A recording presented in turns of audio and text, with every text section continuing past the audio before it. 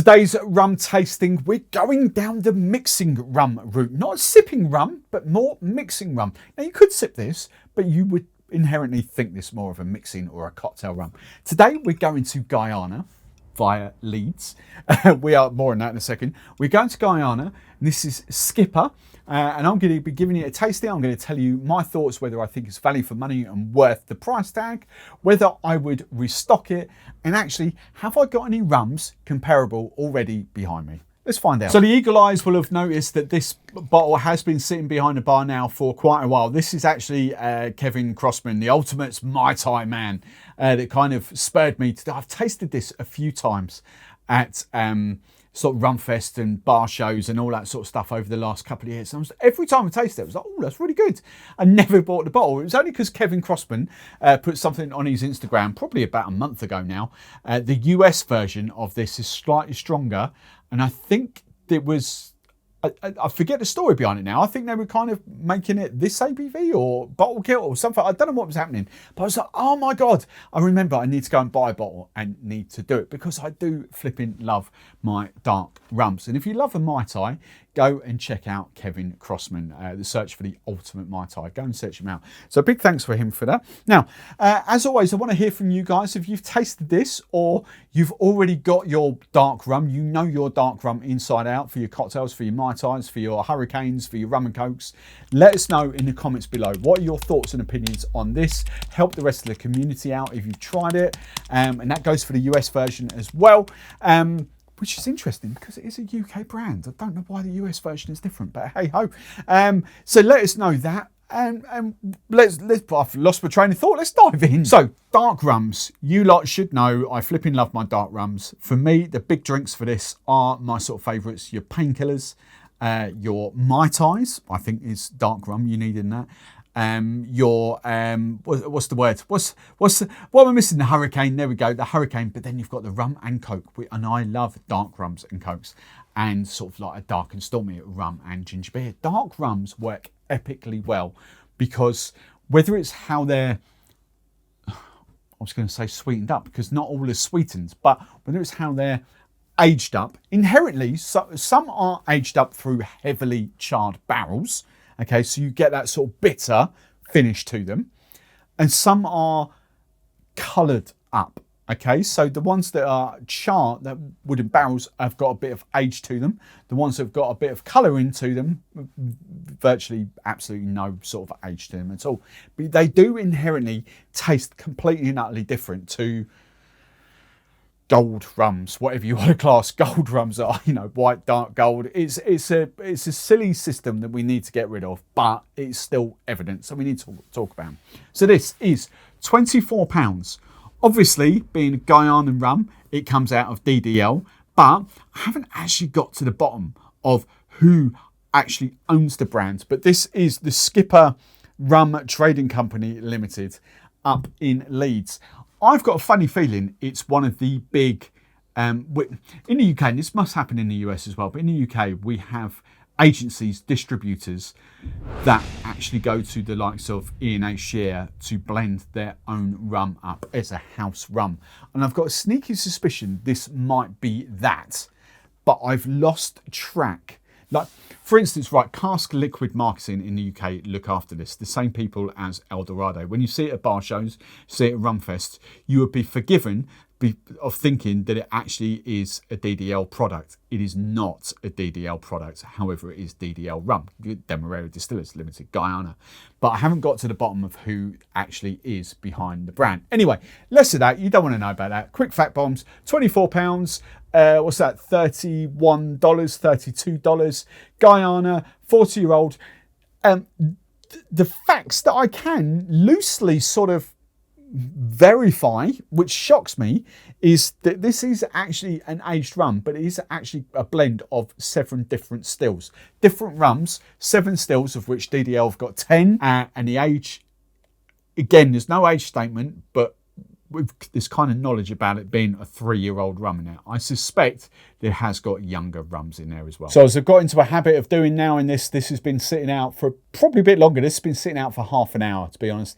And as I say, if you're watching this for the first time, if you just found me, what I've learned over the last sort of year, 18 months is that when rum oxidizes, gives it a little bit of airtime out of a bottle, it comes to life and you get so many different flavors. Bottle, straight out the bottle pop to glass is very different to 10, 15, 20 minutes later. So I've tried to give it time to breathe, like a fine wine. And off the nostrils, off this charred oak, I get that sort of charred barrel. I get coffee, very rich espresso. Off the back of it, there's more sort of treacle as well. Maybe what's that? Maybe sort of caramel, toffee, butterscotchy kind of vibe. Treacle's there, but there is that sort of softer, maybe butterscotch vibe to it, and there is like a little sweet element. I don't know whether it's the butterscotchy toffee that's sort of swaying me this way, but I want to pick out honey, but I'm not overly convinced by that. But definitely sort of charred oak, coffee, treacle are the big 3 on the nostrils. Now, on the taste, I really like this, but then as I like to preface in all my videos, I'm a huge fan of dark rums and lighter rums. Lightly aged rums, and white unaged rums to be fair, but lightly aged rums. Do I think this is a sipping rum? No, I don't think there's many people in rum world that would pick up a bottle of this and just think, oh yeah, I'm going to have a glass of that tonight. It's not to say you can't sip it neat. I just think, more people would have, more of these rums behind them that you would kind of just grab for a neat sipper over this. But this is a very interesting profile. It's almost like a very dialed back spiced rum. Cinnamon, nutmeg, a little bit of pepper. I tell you, it's got a flipping long finish on it. It's still going. Like, it goes into sort of like this dry cinnamon. It's not disappearing anytime soon. Would I pick up like Port Morant off that or any of those wood stills? Maybe because of the Demerara vibes in that. Would I? All right. So here's the thing. Would I pick this up as a Demerara Guyana rum blind? Probably. I think you'd be hard pushed if you tasted that. I think you'd be hard pushed if you've got a little bit of rum experience. I think you'd be hard pushed to think anywhere else. Blind tasting, first up, your probably initial thoughts most probably would be Guyana. The only thing that might fool you is that because this is a dark rum, not like an Eldorado 12 or an Eldorado 15 that's got all those sort of fruity notes or anything to it. This hasn't. This has got everything you want from a dark rum going in there. That burnt toffee, the caramel, even the sort of vanilla in that. As I say, it's like a very dialed back spiced rum. There's sort of this vanilla-y edge that gives you, and cinnamon, and honestly, the more I'm drinking this, the more I would think of this as actually a very dark spiced rum. But the interesting thing on this, right, I've just been standing there for a couple of minutes just reading the back of the bottle. It is still there. I can still taste it around the gums. It's still on my lips. It's still on the back of my throat.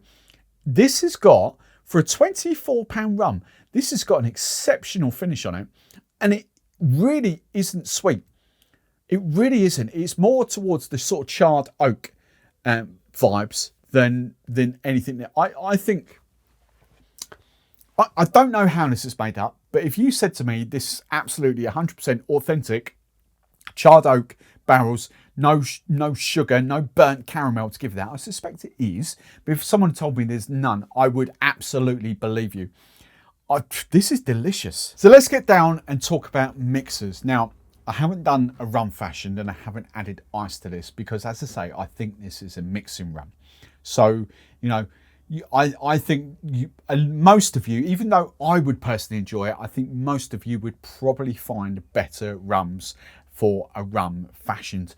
It's totally on my palate, but as I say, I'm going for the general masses as opposed to me. So, what I've got is 3 drinks here. We'll start off with this one, the Diet Pepsi. Absolutely delicious, right up my street. And again, I preface this, I am inherently a dark rum. If I'm going to have cola, Pepsi, this is Diet Pepsi Cola. If I'm going to have a dark rum, if I'm going to have rum and Coke, I inherently go for dark rum. That's totally my vibe in there. Not sweet, not cracking or anything like that, but a proper, lovely sort of dark rum. I love those burnt caramel, toffee notes, coffee, chocolate. I love those notes with cola. It just works for me. Outstanding. Absolutely outstanding. Flipping love that. I was going for the dark and stormy because that's where we are, but I've gone for Stratford's spiced. Cinnamon forward with a hint of ginger. You know the drill. Go into the link below. Try these for the first time. 50% off. You know the drill. Outstanding. Again, your rum and ginger beer. So let's face it, the dark and stormy is all about dark rum and gingery, spicy sort of notes. This is the Stratford soda has got citrus at the base of it, cinnamon forward with ginger. Outstanding. The one thing I haven't done is the aromatic bitters on here. So I'm just going to add a couple of little drops of aromatic bitters. These are obviously slightly different to Angostura bitters. These are actually, the more you sort of play about with these are more in line with Elamakudi Tiki bitters. But outstanding. Outstanding dark rum, ginger beer, dark and stormy. Don't call it a dark N with the N. Call it a dark and. You get all around all the legal sort of lawsuits then. That's delicious. But let's get on to this. So Kevin Crossman, when I saw the post, was talking about this. It's a 42% ABV version in a one rum Mai Tai. So I thought I'd recreate that. However, I've gone for a 2 rum Mai Tai. And oh my God, that is good. Oh my God. What I've done, and this is a full proper Mai Tai, full size Mai Tai, 45ml of Skipper, 15ml of Cane Bleu Agricole, just to give it that sort of agricole vibe. We've got nothing Jamaican going on in here, which I know is inherently in a Mai Tai. And I've got that agricole for funk in that. We've gone the Compañero for the orange. We've gone Orgeat. We've got Demerara. We've gone lime. Oh my God. Oh my God. The dark rum vibes, it is very different to your 4 rum blend, whether you use like Appleton 12 and use Zymaca and all that sort of stuff. You know, it's very different to adding maybe 30ml of OFTD into a Mai Tai. This is flipping lovely and delicious. The almond notes from the Orgeat work exceptionally well on that. The orange notes from the Compañero work exceptionally well. This is so good. Honestly, dark rum Mai Tais could be the flipping way forward. So let's get down to the summing up now, the nitty gritty, the bits you want to know. Do I think it's value for money? Would I replace it? Have I got anything comparable behind me? So, do you like how I do that from one camera to the other? I'm getting very good at that. You know? I'm not going to get all my dark rums. Again, loyal viewers will know that I've got a lot of dark rums out here. I've got, we've got Myers, we've got Goslings, we've got Woods down there behind me as well. We've got a lot. I like my dark rums. I've got the main players here for me behind there because I know how this is going to go. Absolutely no. Let's answer the first question. Actually, let's go back to front. Have I got any rums comparable behind me? Interestingly, on flavour profile, the rum that's close to it is Puss's gunpowder proof. Now, 40%, 54.5%. You've got a very different ABV, but £24 as opposed to whatever that is, nearly 40 quid. Honestly, that I defy you not to kind of, when you look at it objectively, 24 versus that, getting past the ABV,